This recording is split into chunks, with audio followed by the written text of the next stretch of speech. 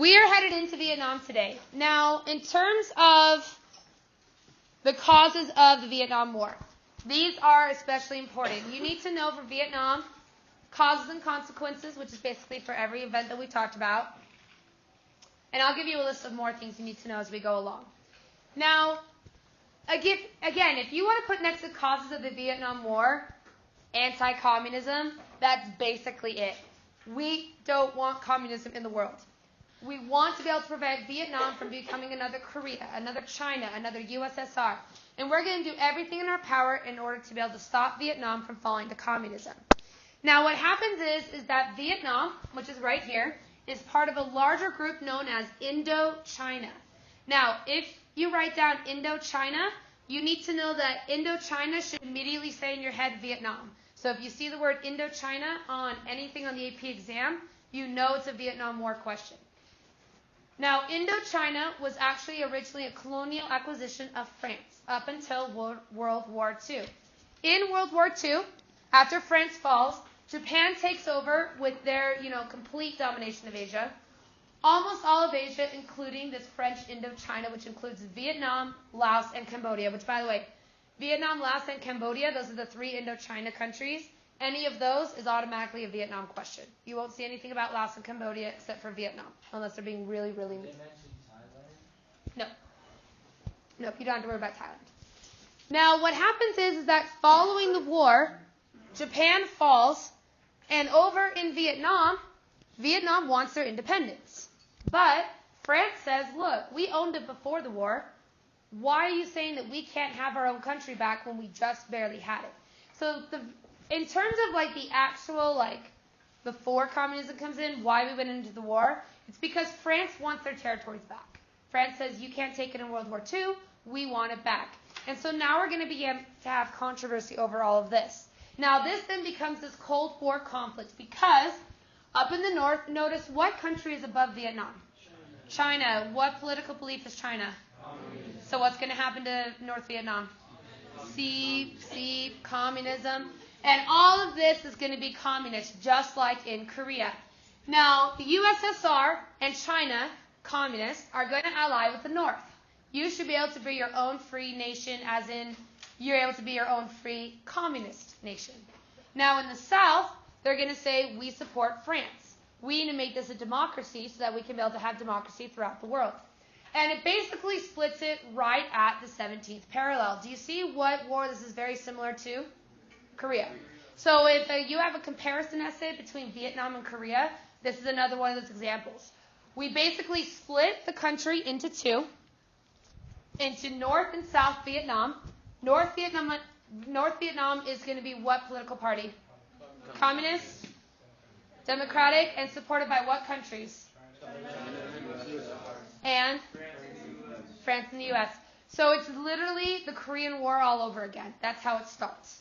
Now, instead of the 38th parallel in Korea, now we're going to have the 17th parallel in Vietnam. So very similar things. So a great change in continuity essay between this time period. Continuities, we're basically doing the same thing all over again with Vietnam. Now, we decide to do the exact same thing with with Vietnam as we did with Korea. We decide to institute a democratic leader in the South, put in by the U.S., and a communist leader in the North, put in by the USSR. And this is the guy we put into the South. Democracy. Yay. Well, here's the problem. This leader was very, very bad. In fact, he decided that a true democracy is actually led by violence. So if you disagreed with him, you were killed.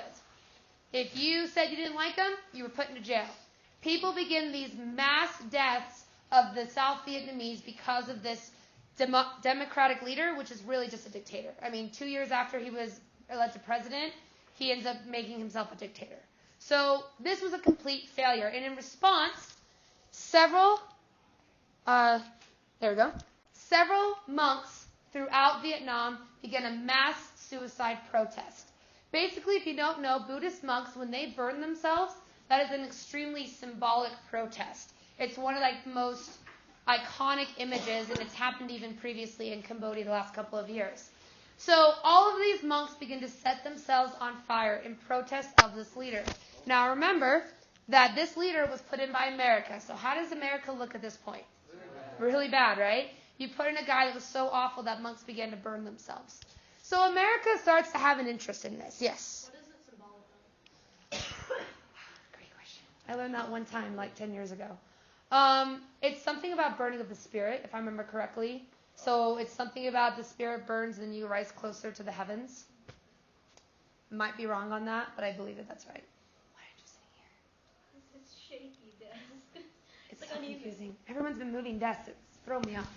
Anyways, so America looks really bad in this whole situation. Well, they decide to uprise. The South Vietnamese people uprise against their government. They do a coup of their own government and they take it over. They end up arresting the president. While in jail, they assassinate the president. Those dog killings we talked about in Italy with Mussolini, they did the same thing to him. They drag him through the streets. They cut off body parts. They show how much that they hate him, right? And South Vietnam is an absolute chaos because the people finally could not live under this person.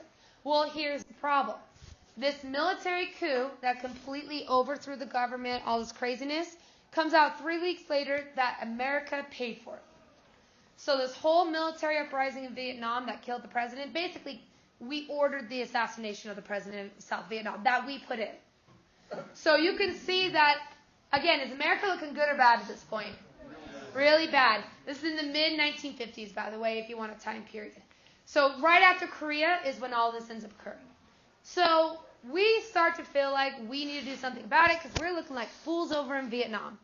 So what's going to happen is South Vietnam goes in complete chaos. Within 5 years, they go through 7 leaders. They just burn through these leaders who supposedly were elected for 8-year terms, but they're leaving after 9 months. I mean, this is like, if you remember Egypt a couple years ago with their civil war, same thing here. It's like mass chaos in South Vietnam. Now, Kennedy is going to become the president around this time period. Now, John F. Kennedy was an absolutely loved president. He's considered one of America's biggest sweethearts. A lot of girls have crushes on him, which probably contributed to the fact they liked him. He is our youngest president of all time at 43 years old. He had a bunch of itty-bitty little kids. People absolutely loved JFK. He was definitely the people's president. Now, he was married to a woman named Jackie O. And Jackie O becomes this, like, complete icon. Women want to be her. They want to have style like her. There's people even today that on red carpets will say, I'm trying to be like Jackie O. And these two appear to be the perfect couple. Well, the reality is, just like with FDR, this was an arranged marriage. It was all for political power. These two were not cousins, but they were from two very high political families that married each other for political power.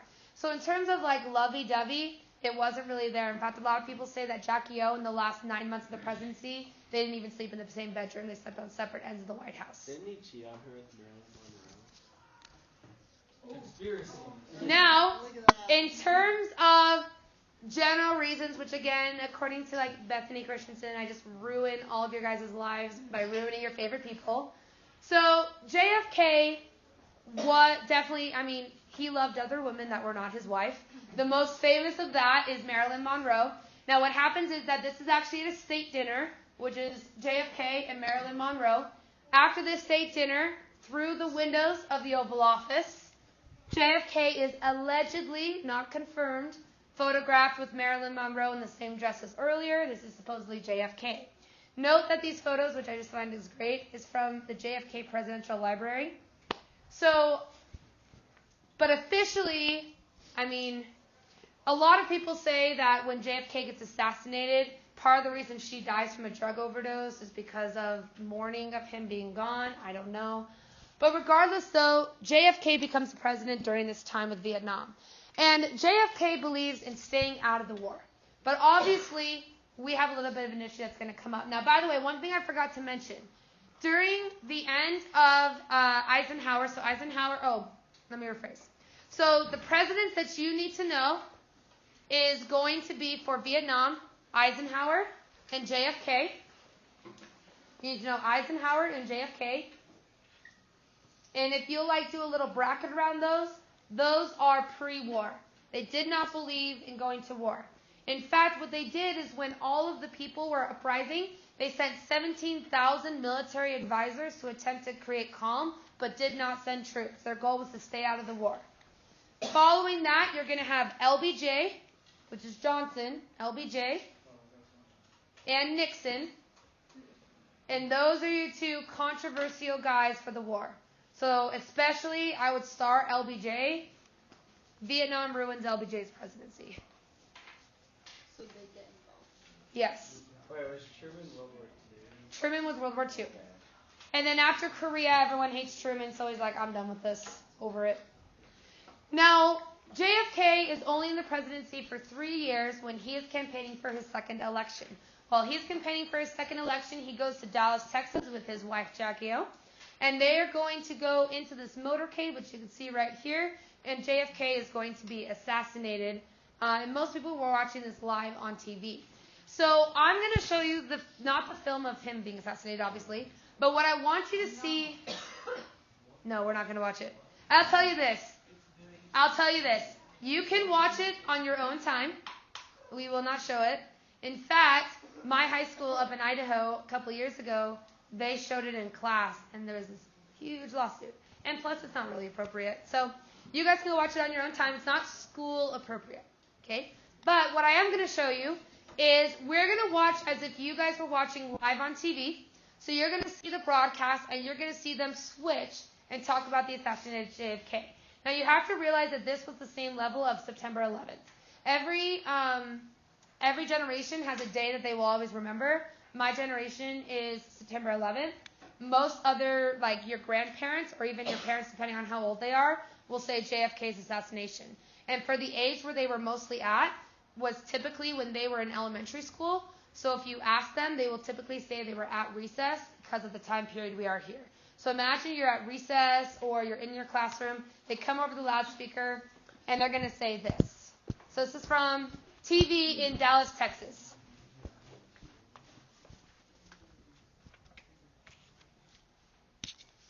Friday afternoon, Dallas TV stations were airing regular programming.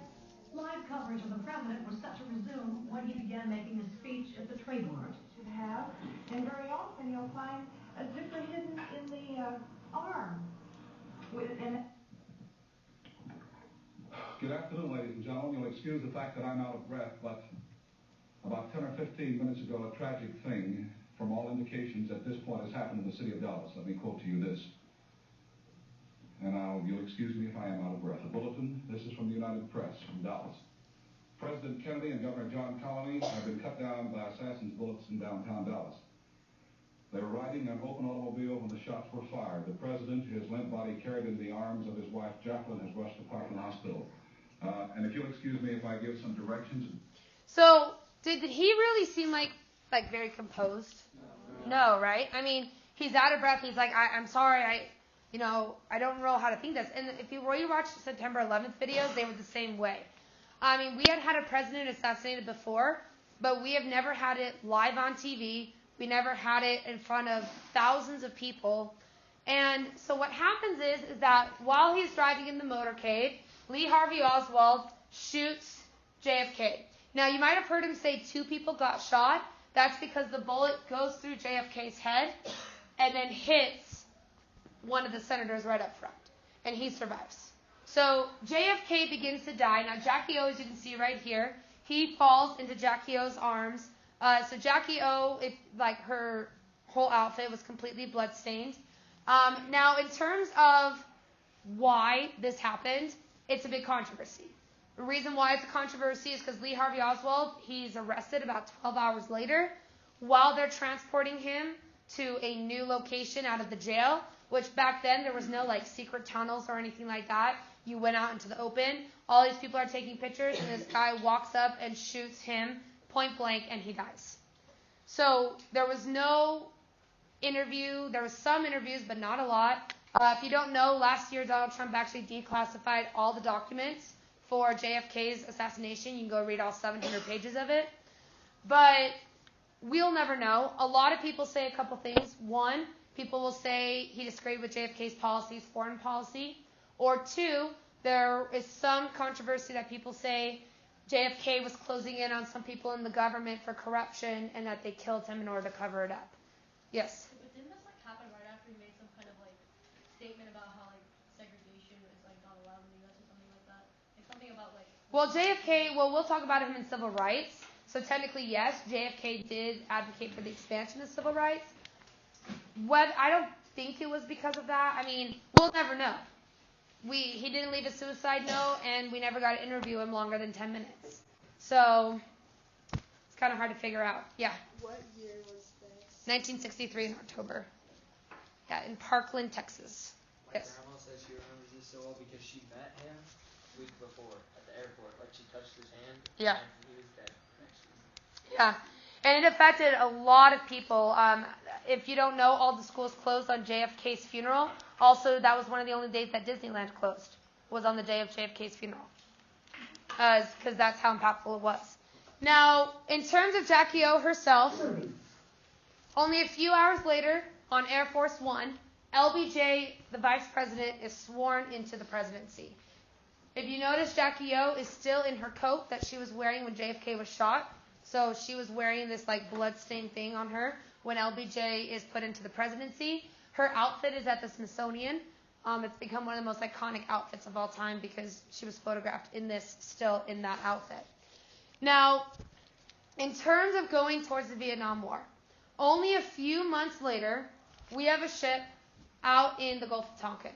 And while in the Gulf of Tonkin, which is right outside of Vietnam, right on the border of Vietnam waters, our ship is hanging out. And it's sitting there like no problem. Well then, a couple days later, several North Vietnamese ships are going to come and attack the USS Maddox. It was an attack basically on American Army. They begin to bomb, they begin to torpedo. Several people die in all of this. The ship begins to sink and is barely able to get back home. In response, LBJ says this is a declaration of war against America. He asked Congress through what's known as the Gulf of Tonkin Resolution, which I would put next to Gulf of Tonkin Resolution, basically the declaration of war in Vietnam. So Gulf of Tonkin Resolution, declaration of war in Vietnam. It's used oftentimes as a sourcing if you get it on a DBQ or a multiple choice. So the Gulf of Tonkin Resolution encourages America to go into the war. Congress agrees. Congress then declares war on Vietnam. Now, here's the thing, though. It never happened. The USS Maddox was never bombed. In fact, as you can see by here, says this Navy pilot says he had the best seat in the house. He said that there were no boats, no boat wakes, no ricochets of boats, no boat impacts, nor torpedo wakes, nothing but Black Sea and American firepower. The USS Maddox was never bombed. But we declared war based on this event that never happened. Now, people didn't know this didn't happen until a couple years after the war. Things started to get declassified. But we did go to war at this time without an actual reason that actually happened. A lot of it is LBJ wanted to go to war, and this was his opportunity to go to war. So he took it, and he went with it. Now, this begins our war in Vietnam. Now, Vietnam begins in so when you're talking about a date range for Vietnam, they will start that date range typically in 1953 and go up until 1979. That's the approximate date range. Fighting actually begins in 63 and 64. So in terms of when the Vietnam War starts, it's approximately 64. But we had been in this war for several years prior. Now we begin our attacks through what is known as Operation Rolling Thunder. Now this was our first attempt to be able to defeat the North Vietnamese. Basically, we take our planes, we fly up to North Vietnam, and we drop thousands of bombs on the North Vietnamese.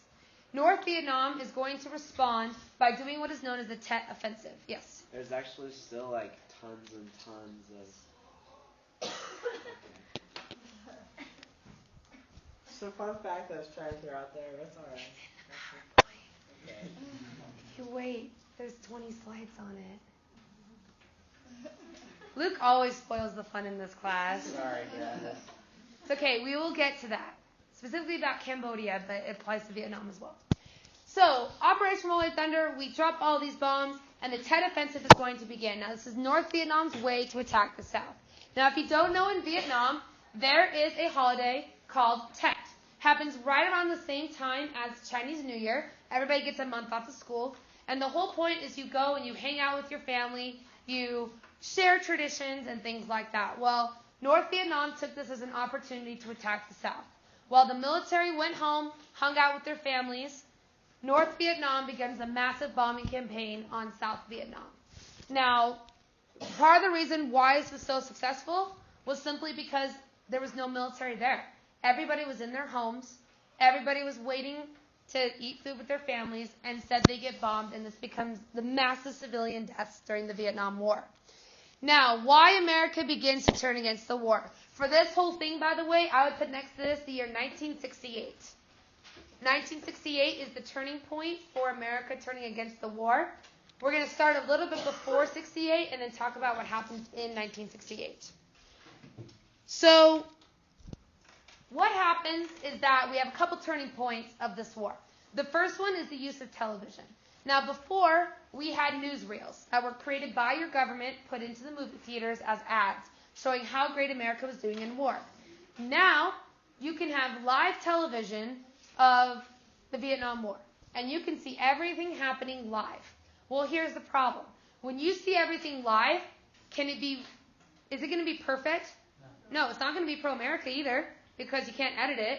So what happens is you start to see the real raw photos of what's happening in Vietnam, including some of our most famous ones, such as this.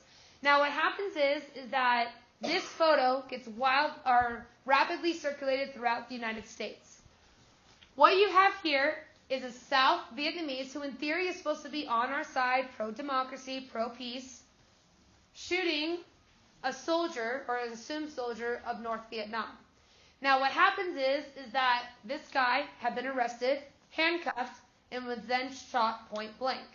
Now, what happened is that this general had been going around the city and doing the same exact thing to multiple people. Yes? I read a lot about this picture, actually. Isn't that, he's not just a soldier, he's like a captain. Yes. But the one thing they have to realize about this is the reason why this becomes so controversial is how much power did this person have, and did he have permission to kill and basically execute a captain?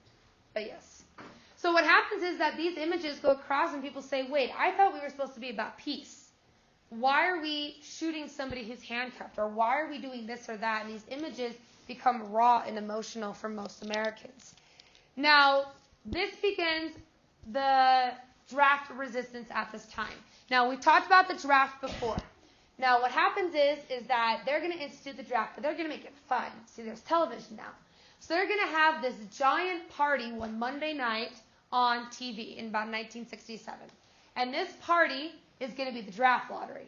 So they have this big TV spectacle, and everybody crowds around their TVs to watch, and there's celebrities, there's music, there's girls in fancy dresses going like this with the lottery numbers.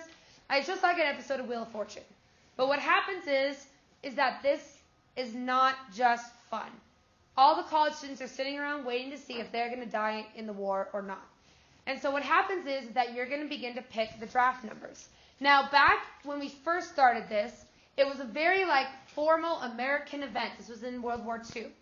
When we have this draft, you have the Secretary of War. What he does is in each of these pill bottles is a date. It's your birthday. And whatever your birthday number is depends on where you're going to go in the draft. So in this bottle, though, has all the pills. He took a spoon that was created by the desk that the Declaration of Independence was written on. That's how he stirred up the pills. So again, America, American freedom. The cloth that covered his eyes for picking up the pills was made from a curtain from the Oval Office from the 1860s for Lincoln era. All this was pro-America, right? Well, they're going to pick out these pills to decide your fate. So you guys are going to find out what would have happened if you were in the draft. So all of you guys should have picked up a piece of paper. This is not yours to keep, so hopefully you didn't put your name on it. And what you need to do is you need to find your birthday. So find at the top the month, left side is the date. Find your birthday and put your finger on the number. Give everybody a second in case you forgot your birthday. I can look it up. Okay, good. All right. So what would happen is that this guy would pick out your pills on this TV show. They would open up the pills in numerical order 1, 2, 3, 4. Once they picked out a pill, they would read the birthday, The first one was in September, and that was number 1, and it goes all the way down to the bottom. Now, these numbers depend on whether or not you're going to be drafted all the way up to the last number of all the years. And also, leap day birthdays, you still are included, so don't think that you get out of the draft. Okay? So, if you are numbers 0 through 50, raise your hand. Okay, congratulations. You're going to war tomorrow. So, you are the immediate draftees. So, the next day, you'd be packing up and you'd be shipping off to war. If you're numbers 49 through, or 51 through 100, raise your hand. Okay, you're going 2 weeks later to the war. Okay? If you're number 101 to 200, raise your hand. Okay, you're going next year. If you are number 201 to 250, raise your hand. Okay, you're going 2 years later. And if you're number 251 to 366, good news, you avoided the war. Okay? Now, these draft numbers did determine whether or not you were going to be drafted. Now, for example, thank you. Here are the draft numbers of some famous people that you might know. Now, in terms of some of these specifics, so for instance, Al Gore is number 30. He was drafted, but because of the fact that he had like a physical disability, it was something with like sickness or something, he avoided the draft. Donald Trump, the reason he wasn't drafted, 356. He's good to go. He's in the safe zone, right? So with your draft number, though, you were decided right away, and everybody was eligible for the draft no matter how famous you were. Yeah. George Bush didn't get drafted, but he went in as an Air Force pilot, right? Yes. So just because you didn't get drafted, so like 327, he would have never been drafted. Just because you're not drafted doesn't mean you can't sign up for the war. So a lot of these people were in the war, especially your presidents, because presidents tend to go into the military, traditionally. Now, in terms of famous level, you weren't exempt if you were famous. A great example of this is Elvis Presley in Korea. Elvis Presley was drafted in the Korean War. Now, he was drafted to go make a bunch of films that basically showed how much fun he was having in the war, which was actually shot in Europe, but whatever. But, I mean, he was still drafted. He still had to be a part of it. So when you look at things like this, though, your number meant everything. And so people were watching this on TV and found out, I mean, most people thought if your number came up, you were going to die. Like, that was it. Now, in terms of draft resistance, you did have people begin to do the other way. So, for example, if you were in your master's degree, you could be exempt. So people started getting their master's degree. If you went on a mission, there's a reason mission rates went skyrocketing in the Vietnam War. All of those were examples of draft resistance, but the most famous of the draft resistance is the burning of your draft card. Now, you received a draft number when you're put into the draft, and it's put on this little card that you keep in your wallet. According to the law back then, you had to keep it in your wallet at all times. Now, what people begin to do is they begin to burn their draft cards, which is illegal. Which, by the way, if you don't know, you still can't do that. Now, they don't give you a card anymore. You can go online and get a PDF and print it out, but you can't burn it. Okay? So don't go out burning your draft cards. You're going to get a federal felony. It's really bad. So people begin to burn their draft cards in mass amounts of money, or mass amounts, in order to be able to resist the draft and show we will not go. Additionally, you had people flee to Canada. So people began to flee to Canada. It wasn't until the late 80s that they actually got pardoned and allowed to come back, except the most serious people who committed the most serious felonies.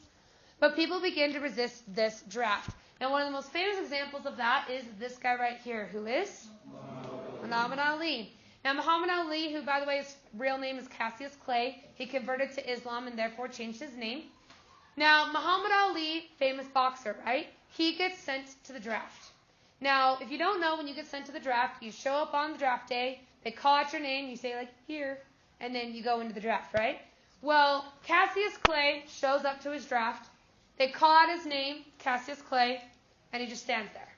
And everyone knows who Cassius Clay is, okay? Everyone has pictures and ready to go, showing Cassius Clay, Muhammad Ali going to the draft. He just stands there. And he waits, and he waits, and he waits. Finally, they call him Muhammad Ali. He waits, and he waits, and he waits. The guy goes up to him and says, Cassius Clay, this is your last chance. You come into the draft or no? He says no. He just stands there. and he is then arrested for draft resistance. He ends up getting sentenced to 5 years in prison and eventually just pays $10,000. And I think he spends 2 years in jail, if I remember correctly. Now, Cassius Clay's thing that he said why he did this, though, was civil rights. The thing is that how can you discriminate against me in America but expect me to go fight for freedom abroad? And his famous quote, which I will not repeat for obvious reasons, but what he's saying is that why is it that you can discriminate against me in America, but then go fight in Vietnam? They were never discriminatory against blacks in Vietnam, so why can't you discriminate against us? Now, this does come into a positive change with all this draft resistance, and you need to know this down. This is the last amendment that you need to know, is the draft causes the creation of the 26th Amendment. The 26th Amendment. The 26th Amendment allows 18-year-olds the right to vote. Again, the 26th Amendment allows 18-year-olds to be able to vote. Now, why this occurs is because they felt like, why is it that if you have to go to the draft, that you can't vote? Why is it that I have to go fight for war, but until I'm 21, I can't change that? So they lower the voting age from 21 until 18. And did I talk to you guys about the voting age now? Washington, D.C. is attempting to change that voting age and make it down to 16 because of Parkland. So several representatives in D.C. have started an initiative because they say that because of the whole movements, because of Parkland, it's shown that your guys' age is ready to vote at 16. No. We will see. I will say, in terms of why that would be important. So 16 to 18, that's 20 million youth in America that would be added to the voting pool. Why that would be important is if you look at the votes for Hillary Clinton versus Donald Trump, in terms of the popular vote, there was a difference of about 10 million. Add 20 million to that, and let's just say they all voted for Hillary Clinton, you can see how the votes probably would have been swayed in several states in order to switch. So what we're saying is that if you add that, it can mean major implications for our government today. Oh, nothing. I don't want to get... Yeah, just something to think about. What? The Florida shooting. Yeah. Okay, so 18 years old, you're now able to vote in the 26th Amendment. There's only one other amendment that we've had to our Constitution, which is 27, which you don't really need to stress out about. It's about senators. It's not going to be on your AP exam. So that's the last one you need to know about. Now, in the Vietnam War, though, we're going to have a split between what is known as the Hawks and the Doves, and you'll need to know this down for the counter movement against the Vietnam War. So again, counter movement, the counter movement, otherwise known as counterculture, is the anti-culture of the 1960s and 70s. And one of their major things of why this comes up is a split between pro and anti-Vietnam. Now, the Hawks are pro-war, and the Doves are anti-war, and the Doves are probably the most famous of the two. So we're going to start with the Doves, the ones who want peace and they don't want to fight in this war. Now, in terms of these Doves, people wanted peace. They said, why are we continuing to fight? We don't even have a stake in Vietnam. We're saying we're fighting communism. The USSR isn't sending a ton of weapons. Are we really fighting the USSR in it, or are we just fighting to fight? Now, some of the most famous quotes, though, probably the most famous of chants, is, hey, hey, LBJ, how many kids did you kill today? Yeah, you can see why people don't like LBJ. And we'll talk about why in a second. Now, people were really passionate about this, and they begin these massive protests. Now, this also begins what is known as the Hippie Movement, which, if you want to write that down, Hippie Movement, another example of this counterculture. If you ever think of, like, peace signs, that's where this comes from. It's peace in Vietnam, right? So the hippie movement is all about peace. Now, in terms of the, like, flower headbands, where they get that from is because how they began is they began to place flowers in officers' guns. So when they would have a protest and the police would come, they would put a little flower into those guns. That's where the flower movement comes from. Now, the hippie movement started as anti-Vietnam. Eventually, it does warp into its own thing. it's anarchy. Depends on. Some people see it as anarchists. Some people do see them as just peace-loving people. I will say that controversy, which I highly doubt they will ask on the AP exam, which is why I don't have notes on it, but a lot of it is the drug movement that does come up in the 60s and 70s. So after the Vietnam protests happened, that's when the drug movement happens, especially in the 70s. I highly doubt they will ask you a question on drug use from the hippie movement, but if they do, there you go. Yes. Did you say the Hawks and the Dove is like a continuity of the War Hawks from 1812, or a contextualization? Because the continuity can only be done if it's in the time period. So if not, it'd be a contextualization. But yes. Yes. Wait, so contextualization can be after something, after, like, in this case it would be, because the Warhawks was before this, right? Well, doesn't contextualization have to be before the event? He's saying contextualizing Vietnam with the War of 1812. Oh, okay. Now, I also think, though, that I will tell you, if they don't say it's contextualization, they'll say it's synthesis, which is another way of getting the same exact point. Wait, sorry, so this is kind of like a little off topic, but talking about change of continuity. Are you doing, like, when you talk about continuities, it's about, like, what continued from the time before mentioned, or, like, what continued throughout the time? Throughout the time period, which typically also includes before the time period. But yeah, it's technically supposed to be in the time period, but oftentimes you'll find it happened before. And so then the change is what changed during the time period and not what changed from the previous time period to the new time period, right? Well, that would be what changes in the time period. Yeah. Now we switch over to the Hawks. Now the Hawks are going to be pro-war. And a lot of this pro-war is going to be from pro-America, as in America doesn't lose wars. And two, it's going to be anti-communism. That's what we're going to advocate here. Now, the thing is that while we a lot of times think of Vietnam as just anti, up until 1968, 70% of Americans supported the war. Everything changes in 1968. Now, by the way, I just took this photo. Okay. Part of this was that whole Christian duty. So again, if you want a good contextualization, is the whole Christian duty thing. Kiana, are you awake? Okay, great. Now, this is going to be starting to get where we begin to change this war. And a guy named Walter Cronkite is going to be one of the major newscasters in American history. In fact, he's considered probably the most respected newscaster we've ever had. Now, he goes over to Vietnam for like 8 months, and he gathers information on the war, and he reports from the war, and he comes back, he gets on his show, and he's going to talk about the Vietnam War. Now, the thing is that Walter Cronkite is going to give his opinion on what should happen with Vietnam. So we're going to watch that right now, and I want you to think, remember, America loves Walter Cronkite. What are they going to take from this statement?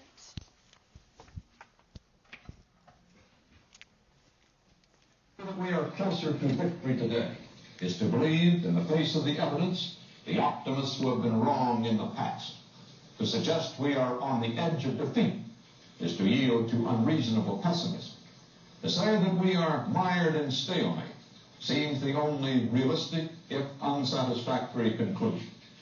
On the off chance the military and political analysts are right, in the next few months we must test the enemy's intentions in case this is indeed his last big gasp before negotiations.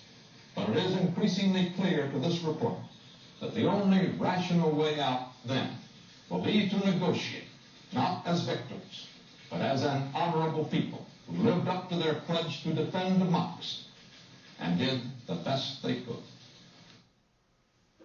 So, who can tell me what Walter Cronkite was saying about the war? Want to try? Yeah, sure. So, it seems like what he was saying is that the war right now, to act like the war, like we're going to win the war and it's going to be great, is not true. He's saying that right now it seems like it's going to be stalemate, and he's saying why should we should just stop now and go and just find a way to have an alliance or just end the war as a stalemate instead of having the chance of any more of losing or anything else happening. Okay, Grace, you have something to add to that? Or not Grace, sorry, Kat. Yeah, it's just kind of like, he's kind of like, well, we tried our best. Yeah, exactly. So combined with both of those, right? we did what we could. It's not going anywhere. We might as well just stop, right? We failed. We just need to stop now, move on, and get on with our lives. So what happens is that Walter Cronkite's impact can be felt throughout America. LBJ actually said that losing Cronkite meant, this is a quote from his journal, it's over, I've lost Mr. Average Citizen. So following Walter Cronkite's remarks, people now say, it's done. It's starting to end towards the war.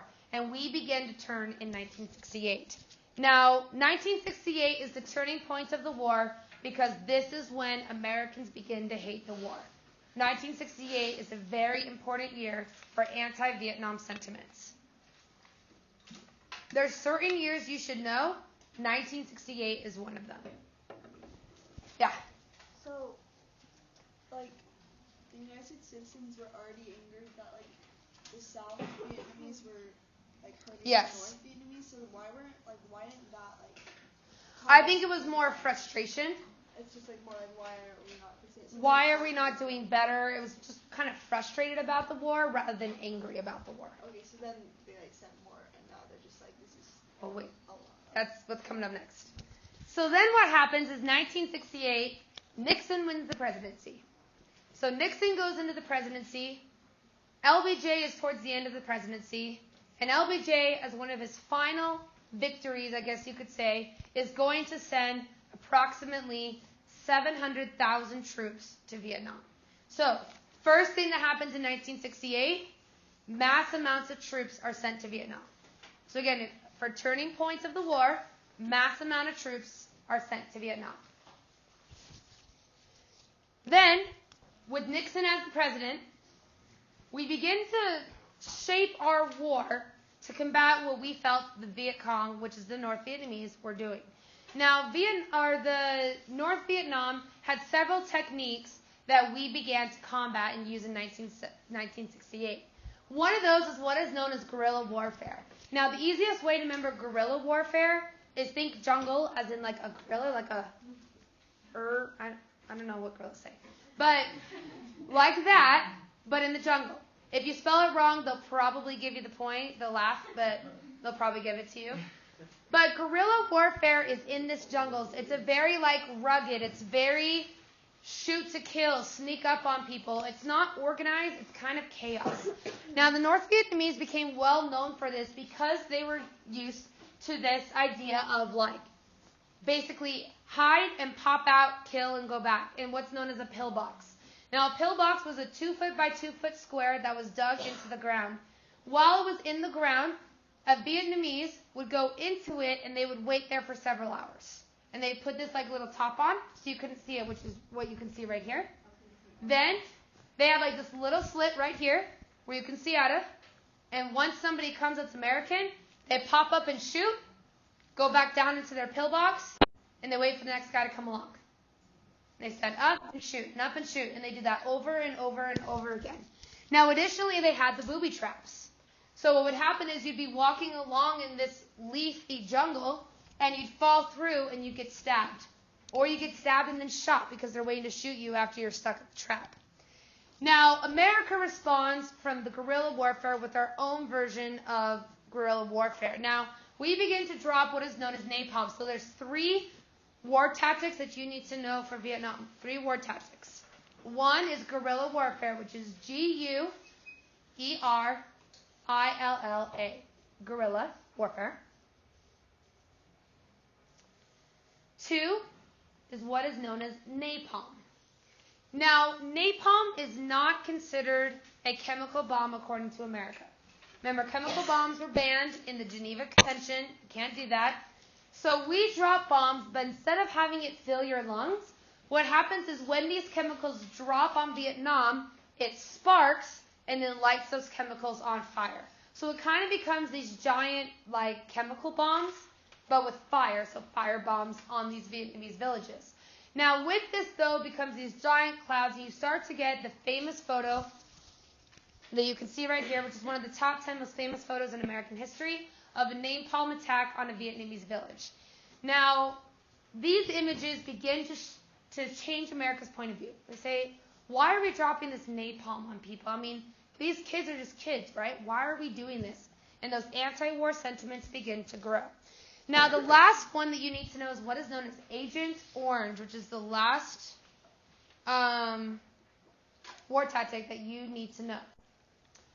Now, Agent Orange was not intended to be a weapon in terms of killing people.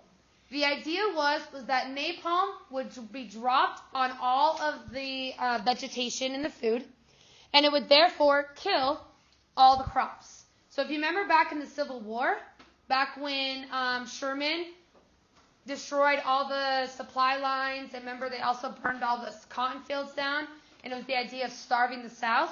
Well, that's what they want to do with the North. But here's what they didn't realize. The pesticide that they had in Agent Orange was extremely strong. Our pesticide now is only about 12% pesticide. Back then, it was around 90%.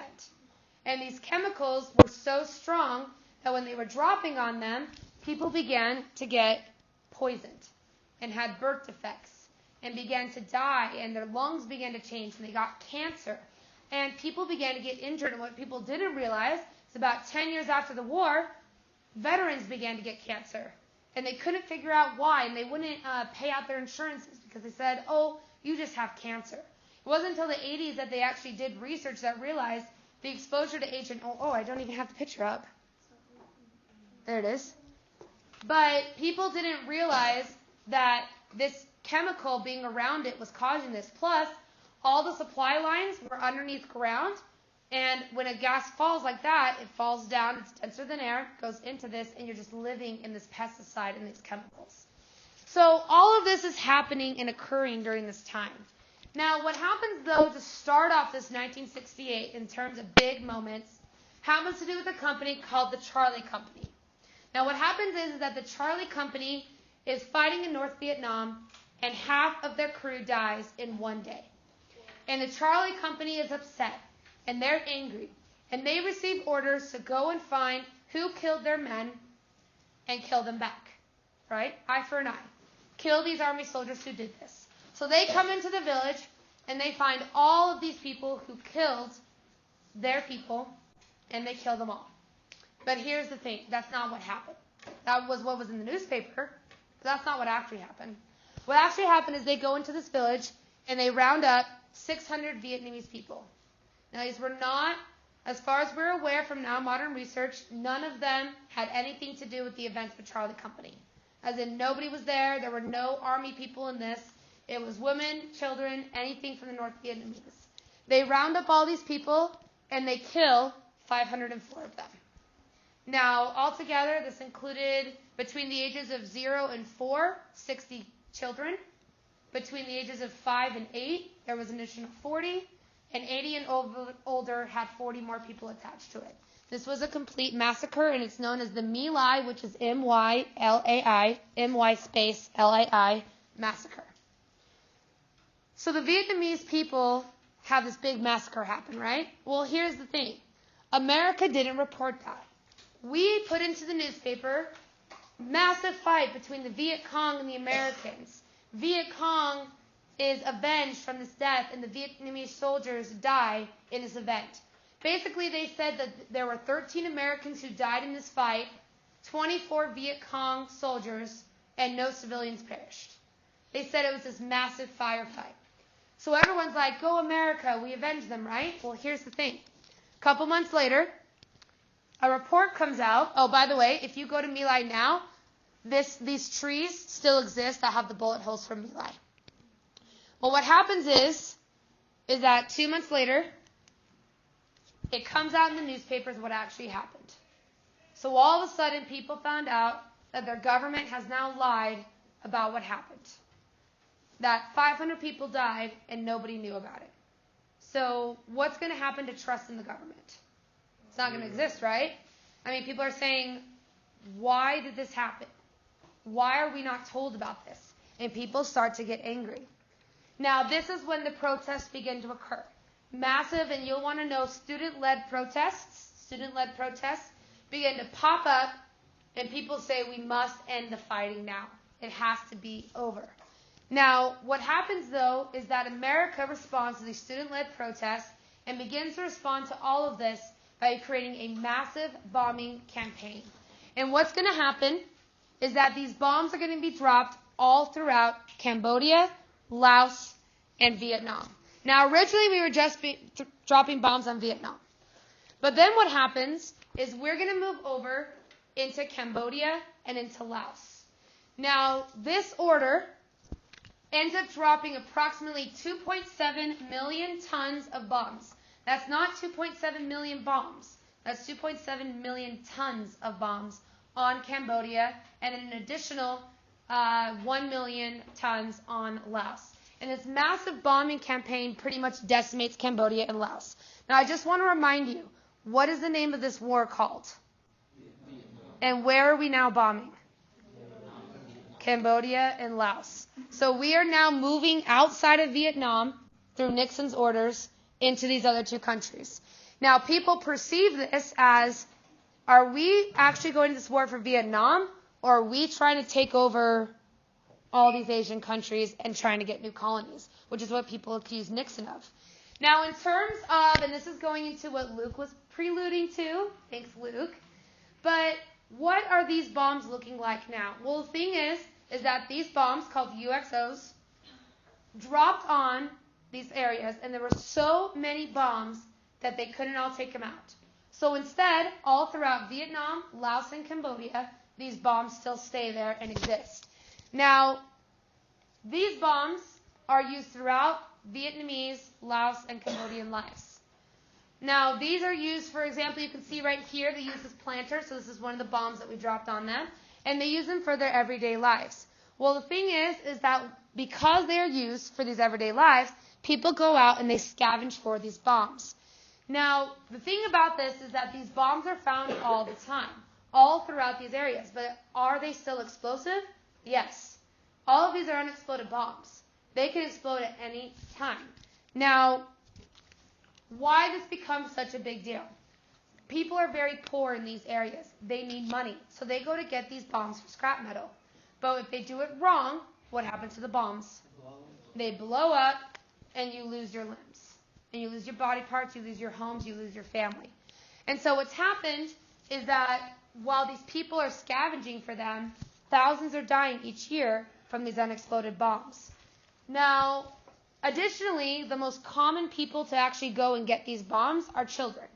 And the reason why is because children have small hands. So what they'll do is they'll go up to the bomb, and they're the ones who defuse the bomb because they have a small hand that can go in there.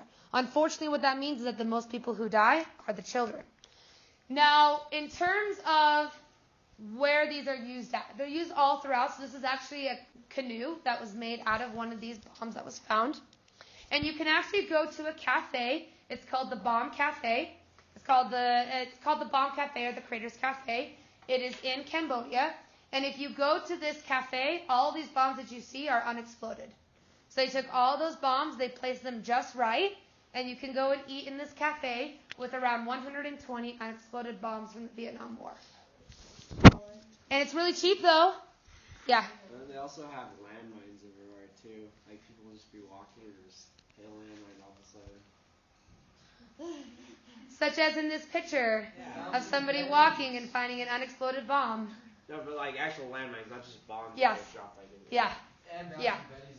Yeah. They just left them everywhere. There's a picture. We'll get there. But anyways, is that all throughout, though, you're finding these on an everyday basis. I mean, this is like every day of your life, you're finding these bombs all throughout, or the landmines and things like that. Now, skip that. Come on. Skip it. Okay. Those are, okay. All right, there you go. So, for instance, in schools, which you can see right here, one of the major things that you're actually taught in schools is how to not have a bomb explode on you. So that's like one of the things that you have to learn every day. So while we learn fire drills, they learn how to avoid exploding a bomb in the Vietnam War. Now, in terms of these landmines, right, what happened is that people expected America to do something about it. And America agreed. They said, we will remove all the bombs that we dropped. The problem is, we didn't. So you have people like this, as a survivor of the war, says, I hate Americans to this day. They bombed, burned, and destroyed everything. If the president was here, I would slap him in the face. And what he's showing right here is he's showing how he would act in the Vietnam War. That's was one of the things that he would do in order to avoid the bombs.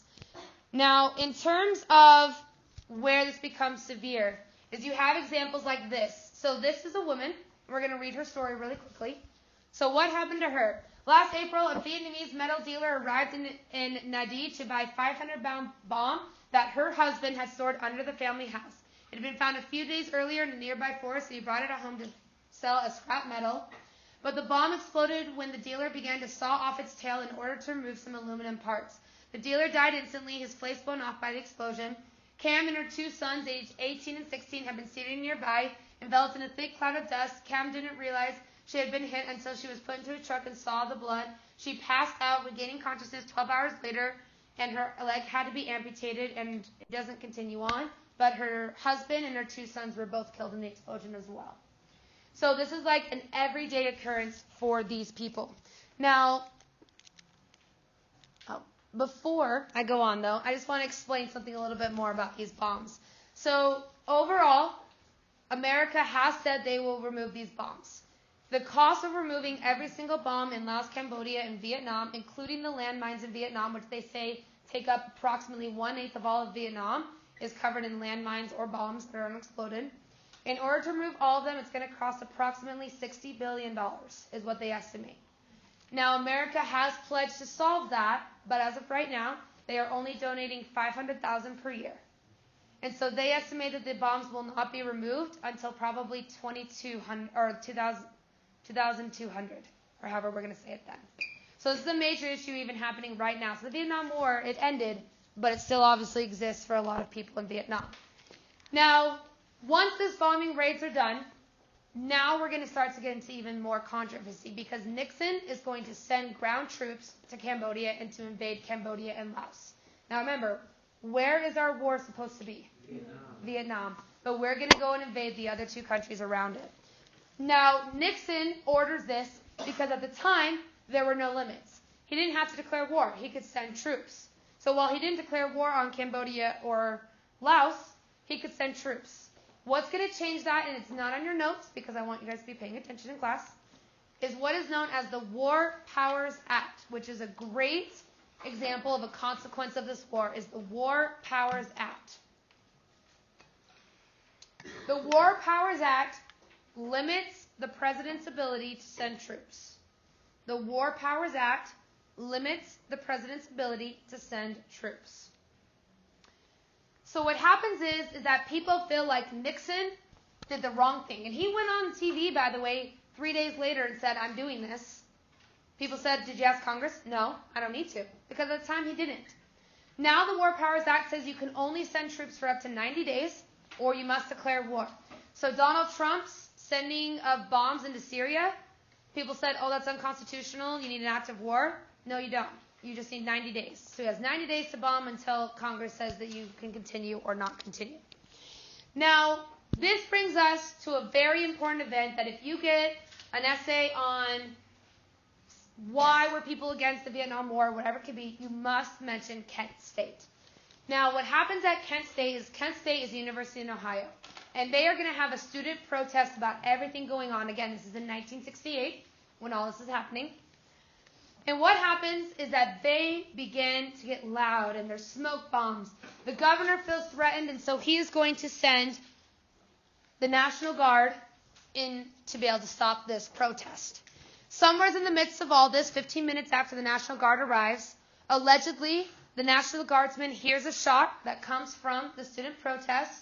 The National Guard responds and begins to shoot into the students, and altogether 4 students die and 10 are injured in the student protest. None of them armed. Yes? In America? Yeah, this is in Ohio. So these images of these students who were protesting the war and being killed go all across the United States. And people begin to ask, now we're not just killing over in Vietnam, but we're killing in America. Why are we doing this? Our own people are dying, not just at war, but by our own military. It's tearing America apart. Now, these protests then spread throughout the United States. Altogether, 550 major universities have to close, including Utah State and the University of Utah because the protests were so deep. Now, in terms of a current event that has to do with this, has anybody ever heard of a store called Urban Outfitters? Great, I'm going to teach you something they did bad. So, Urban Outfitters a couple years ago decided to come out with this really cool new shirt, which we'll see if it comes up well on here. It didn't yesterday, but I'll go here.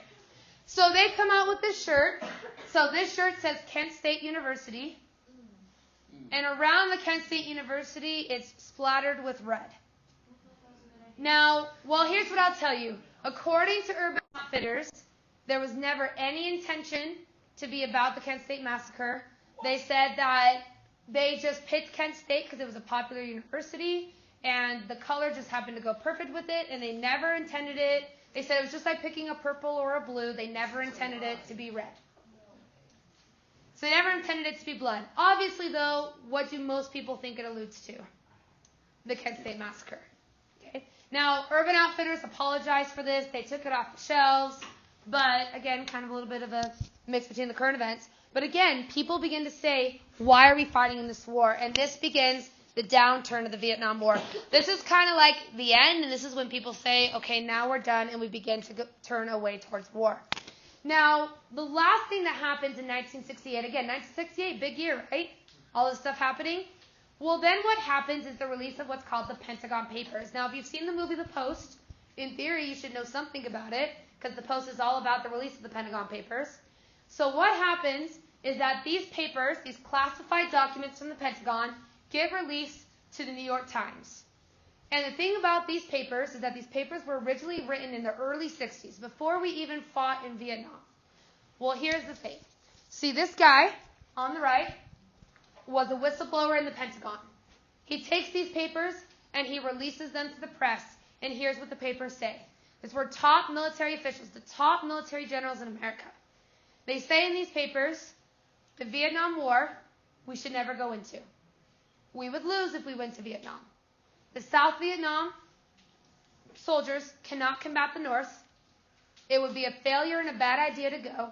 We shouldn't send our soldiers. But what did the government do? They sent the soldiers. So people begin to feel like our government said don't do this, but guess what our government did? They went anyway. We knew this whole time we were going to lose, and yet we still went to war. And now people are angry, and we began to move away towards war. Now, this begins into our attempts to end this. Now, we did start with the Paris peace talks. It's about 1971. We attempted to be able to end the war through negotiation. It fails, so America is going to bomb Vietnam into peace talks. So what we're going to do is for 2 weeks of Christmas, we're going to begin to bomb them. Now, Nixon also supported the idea of Vietnamization, which is a starred term. Vietnamization said that they were going to train the South Vietnamese army to be good soldiers, and by doing that, it will then translate over. The South Vietnamese will then be able to take over the North, and they'll be able to take over the war. Basically, we're going to train the South in order to win to the North. Yes? Alright, so is the third bullet point wrong then? Because it said South Korean soldiers. No, they're training the South Korean soldiers to defeat the North Korean soldiers. This is Vietnam. You're talking about the Korean War. This is the Vietnam War, right? Oh, yeah. Then if it says South Korea, then you need to change it to Vietnam. That was just a typo on my part. Yeah, that's just a typo. South Vietnam.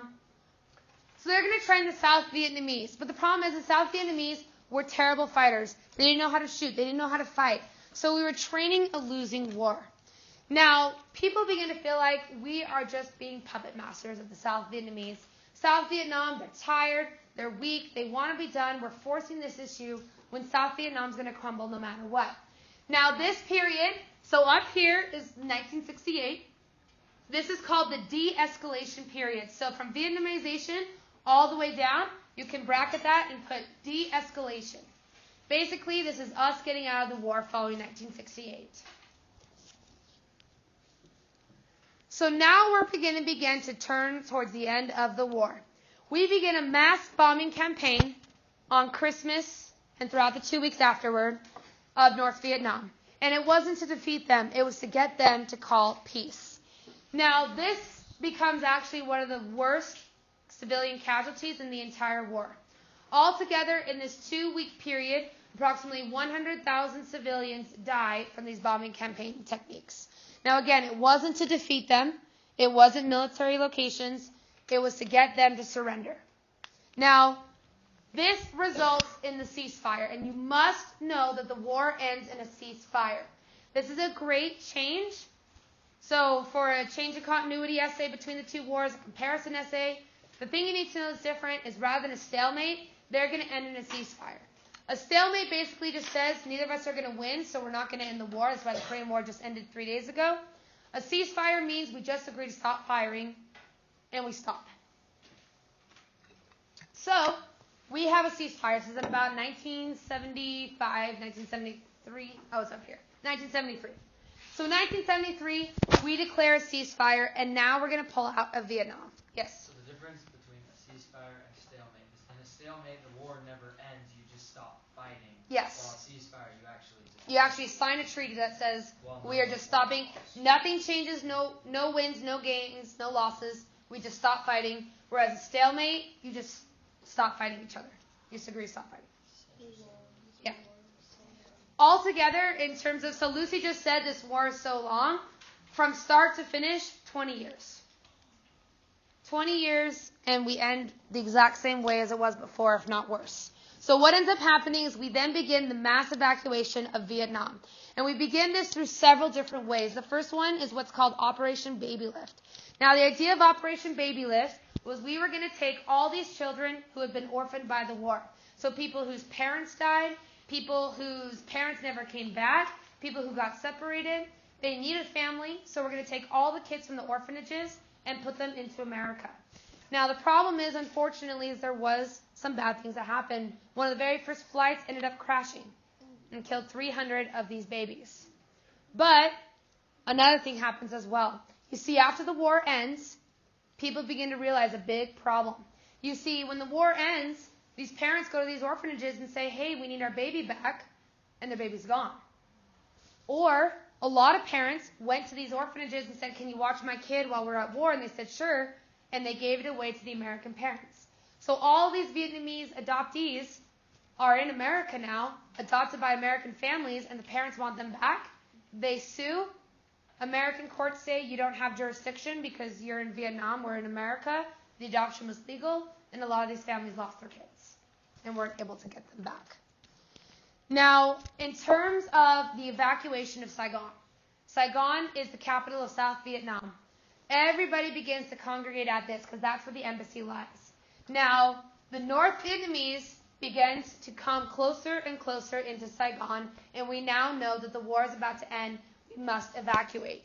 Now, this evacuation of the U.S. Embassy is what becomes like the really famous photos of negative towards America because we begin to flee. Now, they actually had a code word for this. What happened is that on the military radio stations, when the war was over and they said evacuate the cities, they played White Christmas on the radios. That's when you know everybody needs to leave, the Viet Cong is coming, and you must escape. So what happens is the operation is called Operation Frequent Wind. Basically, we were going to get as many refugees and soldiers out of Saigon and out of Vietnam as we could. And what happens is within 24 hours, 100,000 Vietnamese are evacuated out of the cities through the use of helicopters. Now what happens is that these helicopters are going back and forth from these aircraft carriers for 24 straight hours. A lot of the pilots actually said they fell asleep at the wheel because they were flying constantly to get these people out. Well, when you land, it takes a long time to refuel, and they didn't have that time. So they actually pushed the helicopters into the ocean in order to make room for the next ones to come. And it was just this mass evacuation of people. Now, one of the last people to leave was the U.S. ambassador, who truly believed we must save the South Vietnamese. Well, he refused to leave. It was one of those last men in the ship mentalities, and he would not go. Well, what happens is this guy with a great name, Jerry Berry is going to be ordered by the president. Basically, this guy at the military says, hey, phone call for you, hands it over, it's Nixon. And Nixon says, you are hereby ordered to obtain the U.S. ambassador and get him out. He is, when we say like the last flight out of Vietnam, this is the thing with this talk right here. So what happens? He goes over and he writes the order on the knee pad of his uniform. And he says, this is the order from Nixon. You must leave. The guy says no. He says, I've been ordered, if you don't leave, to be arrested. And finally, the ambassador leaves, and this becomes like the very last. When we talk about last minute stuff, we're talking that you could see the Viet Cong coming while the last flights were coming out of Vietnam. So what happens is now it's the mass evacuation. People can see it. People begin to climb the walls. They tear down the gates to the U.S. Embassy. And people are fleeing. They know that the Viet Cong takes over. It is now over. So this famous picture is the last flight out of Vietnam. Now, this literally is the last flight. This was the last one. This is the top of the U.S. Embassy. People were getting on. In the videos, you see people say, like, I didn't know how many people. I didn't know if we were over the weight. I just took off. People grabbed these skids and attempted to hold on to this plane as it began to rise. People began to fall. They didn't die, but they began to fall. At the gates of the U.S. Embassy, they are then entering. The Vietnam War is over. North Vietnamese takes over South Vietnam. And really, although we call it a ceasefire, the North Vietnamese won and Vietnam becomes communist. So while we say nobody wins the war, in the end, the entire country reunifies and becomes communist. Now, we're not going to watch this video, but that's okay. Now, following this war, Nixon goes on a goodwill tour all across Asia, saying we are now done with the wars in Asia. We're over it. If you become communist, you become communist. We're done. It begins to turn into this policy which is called détente, which you will need to know. Détente, D-E-T-E-N-T-E. It also has an accent mark right above the E, right here. Détente literally means relaxing of tensions. We agree with Russia. We agree with Russia that we are now going to relax our tensions. We're not going to fight wars anymore. This begins the period of de-escalation of the USSR, and it's part of the reason why eventually the Cold War ends, is because we begin to relax our tensions on communism around the world. And that's the Vietnam War. It's a lot, right? Do you guys see why people are a bit controversial about Vietnam? There's several states that say that you cannot teach Vietnam in U.S. history. Why? Because it's un-American. But isn't that against freedom of speech? Well, you have this thing called like core standards that you have to teach, and they just leave that off the things that you need to teach. Okay. Yeah, because I'm just saying, like, that's considered